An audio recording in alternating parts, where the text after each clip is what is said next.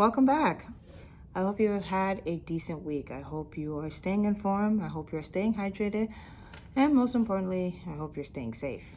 Um, it's been quite a week. I am not in the best of spirits, but life is life. And so sometimes you have really good days and sometimes you have not so best days, but you keep moving forward.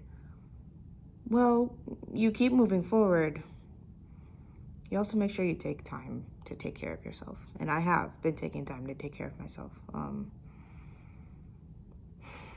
And I will feel better eventually. But I know that rain or shine, I want to continue to pursue my dreams, pursue my goals, because, well, that is important to me.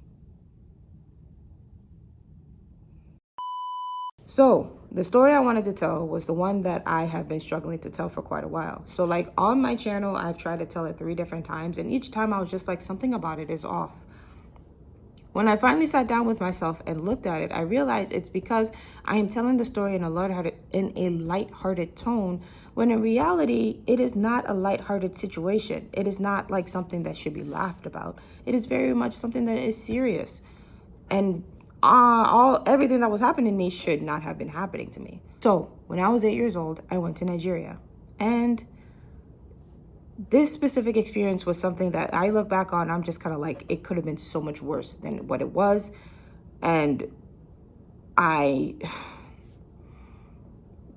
wow, it's actually kind of scary when you think about it. So at a certain point in time, while living in my grandmother's neighborhood, I had garnered attention from people who were severely older than me. These were grown-ass teenagers, damn near very close to adulthood from what I could tell. And they had decided to lust after me.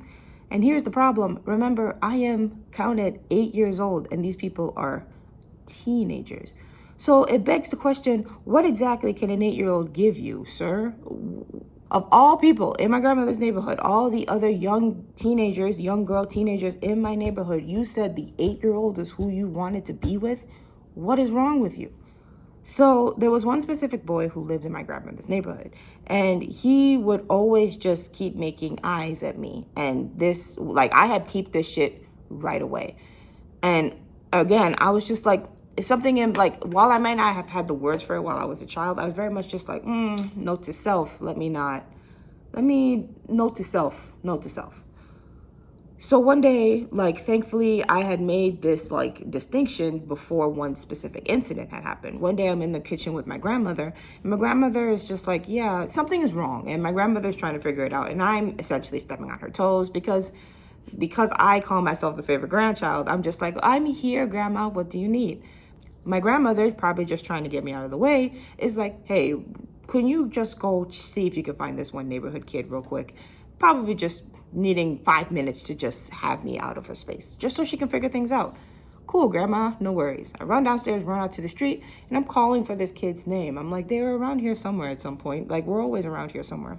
As I'm calling for this kid's name, someone calls my name. And I hear it, and I turn and I look, and this boy is standing, the same boy who had been making eyes at me in my grandmother's neighborhood, standing in his doorway shirtless, asking me to come into his house.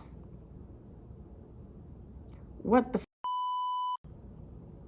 Thankfully, again, I had made the distinction to protect myself, and I was like, yeah, no, like, already no, besides, I'm doing something right now. Call this girl's name a couple more times, I go back into the house. I don't need to know. No. After that, I would say not too much else happened with this specific teenager, but it didn't even matter because a new challenger was approaching. So this one guy, I remember he didn't live in my grandmother's neighborhood. He lived a couple of streets away. And he stuck out. I'll say he stuck out. Yeah, he stuck out. And he stuck out. And I remember thinking, I didn't know there were any white people in Nigeria. And, that was pretty much the extent of, like, me noticing this specific person. Just, they were very light. This person, he was very light. This boy was very light. So, before I knew it, all of a sudden, for whatever reason, I was being called somebody's wife. This specific teenager started to call me his wife. every time he saw me. Oh, my wife, my wife. One time he had specifically, like, I was hanging out it was like evening time. I was hanging out with my friends at the woman who sold bread. I was hanging out at her shop, playing with the goats. All my neighborhood friends are there. Everybody's there. He walks by, sees me, and is like, oh, my wife, are you avoiding me? And he's just kind of like, well, yeah. How you gonna embarrass me in front of my friends? Like, what? And of course, my family members, my cousins, and my siblings would try to handle this to the best way they knew how. So their thought process was, well, you are the problem. You have to hide away. So from now on, you're not allowed to leave the house, is what I was told by older family members.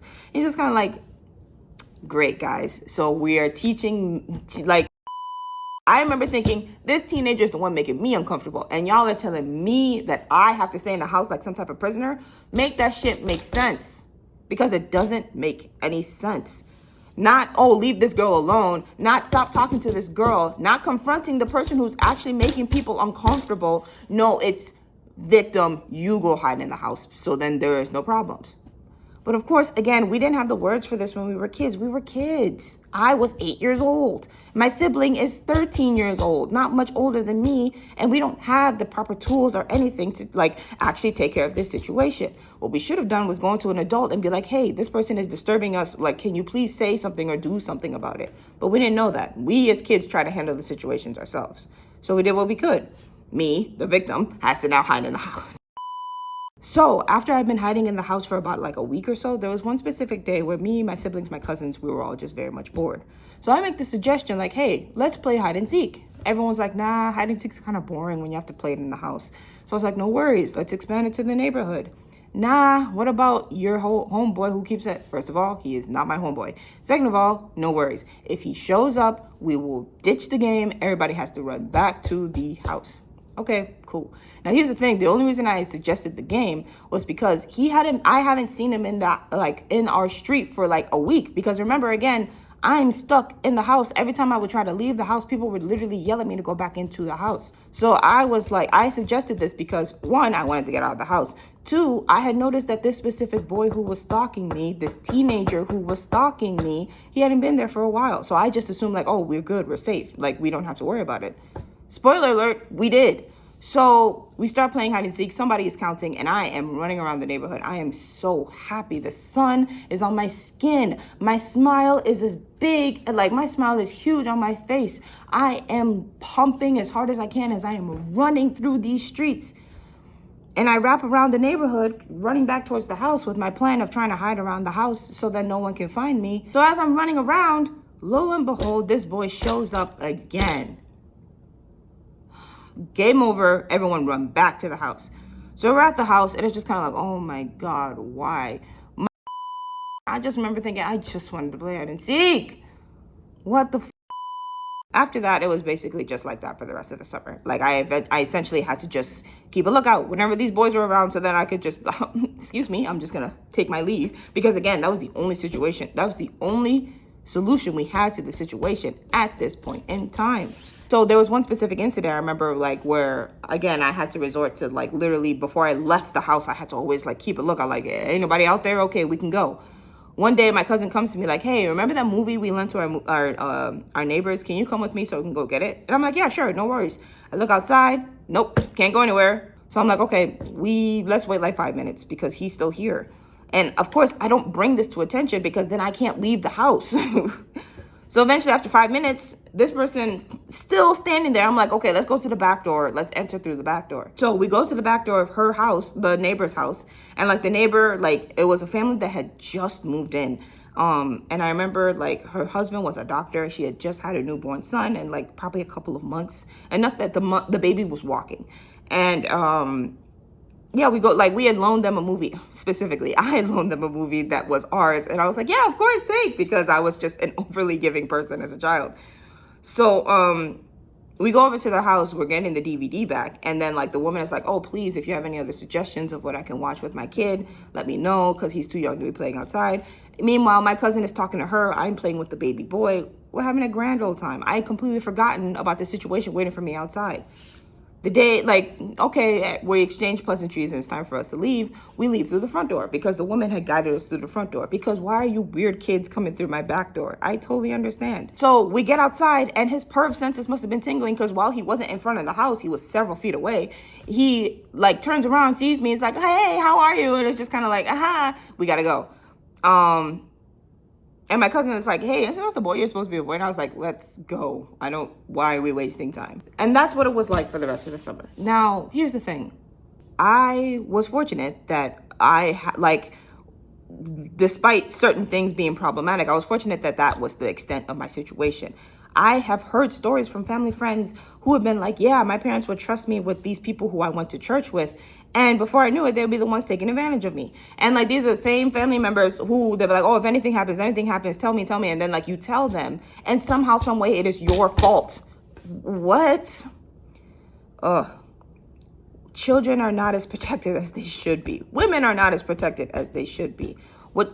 Again, me and my siblings at this point in time, I don't blame us. We were kids. Me, my sibling, my cousins, we were all children.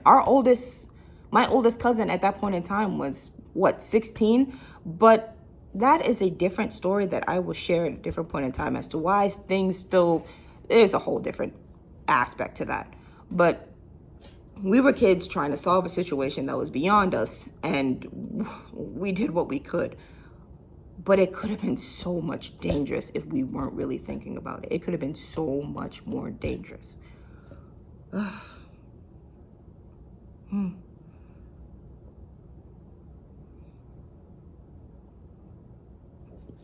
But yeah, I'd like to say that some of these stories get better, but really it's me just laughing at my trauma and knowing that, okay, certain stories, while I can laugh at them, while I might laugh at them as my coping mechanism because I need deep therapy, that doesn't mean that that's a situation I should laugh or joke about because, well, people have gone through worse.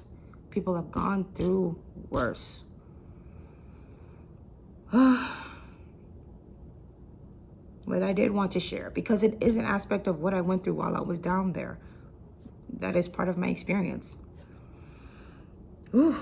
But anyway, moving forward, I can joke a little bit more about certain stories because, well, looking back on it now, it's just kind of like, what the fuck? But also like, oh, oops. But I'm able to laugh at it because, honest to goodness, how I've been able to cope with my trauma has been through laughing. Laugh to keep from crying.